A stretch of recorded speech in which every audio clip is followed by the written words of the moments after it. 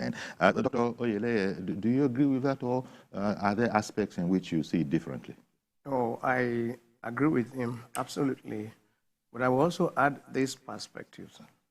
The food reserve that we're talking about, have we defined or rather identified what kinds of food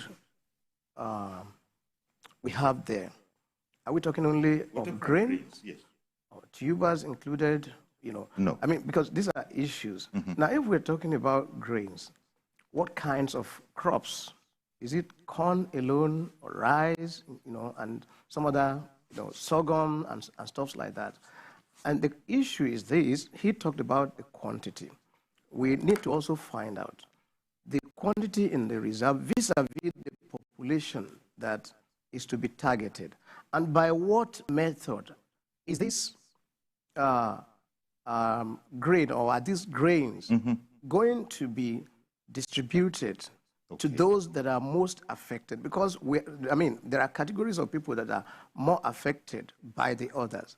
The way things are now, there are people who can still afford to eat, you know, their normal number of meals daily, whereas there are those who had to, you know, cut drastically down on the number of meals they eat or the quantity that they consume per day. So who are the targets? Okay. And by what means are these targets going to be reached?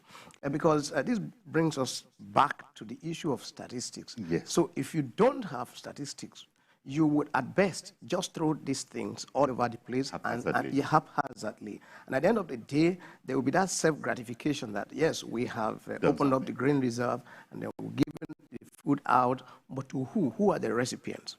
Okay. Now, before we continue, I haven't heard from both you gentlemen. This backdrop report of the situation that we're discussing this morning, so that we can cite the relevant. This is the second in the series of the sectoral debates put together by the House of Representatives to deepen its constitutional oversight on the executive since the removal of subsidy on petrol in May 2023. We must all confront the stark reality of the economic, fiscal, and revenue challenges that our beloved nation, Nigeria, is currently facing. The economic management team takes the stand to brief the legislators on efforts ongoing to save the naira and regain its declining value, and also slow down the rising cost of living. When you attack food production, raise food production, you bring down the price of food, you bring down inflation, you get a chance to bring down interest rates, and there lies the road to investment. The budget provided more money, both on nominal and in real terms, than has ever been provided in the priority sectors. With over $800 million in volume of transactions as at Monday this week, the CBN governor says there is light at the end of the tunnel. A lot of the rating agencies have rated Nigeria positive.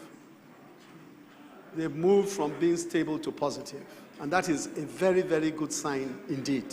The chairman of Federal Inland Revenue Service also added his voice to efforts at ensuring adequate resources accrue in government coffers. We have the target for this year, based on the approved budget, to collect 19.2 trillion, which is 7.2 trillion, more than what we actually collected this year. A barrage of questions followed the team's presentations as legislators asked to know how efforts have been translated to tangible impact in the lives of the people. The common man just wants to hear when rice prices will come back to 30,000 below. The value of Naira has progressively declined from a state of concern to a state of fear and panic. But the value of other currencies across Africa have been largely stable. How do we reconcile their realities? After about 5 hours, the Deputy Speaker highlights the takeaways from the session. Happy hearing about investment in LNG. I'm happy hearing about the railway. especially the one you mentioned, Calabar area and all. It's very important for you to go through the whole country. Hopes are rekindled just as expectations are high, with the words of assurance coming from President Bola Tinubu's economic team of an imminent reprieve. Joke Edson, TVC News. To address the issue of food shortage or lack of enough food on the table of most Nigerians. Now, some of these will involve unlocking the foods that are available in most of the storage facilities around the country. You know that the Federal Ministry of Agriculture has some food reserve that is going to be made available to Nigerians. Government is also talking to major millers and major commodity traders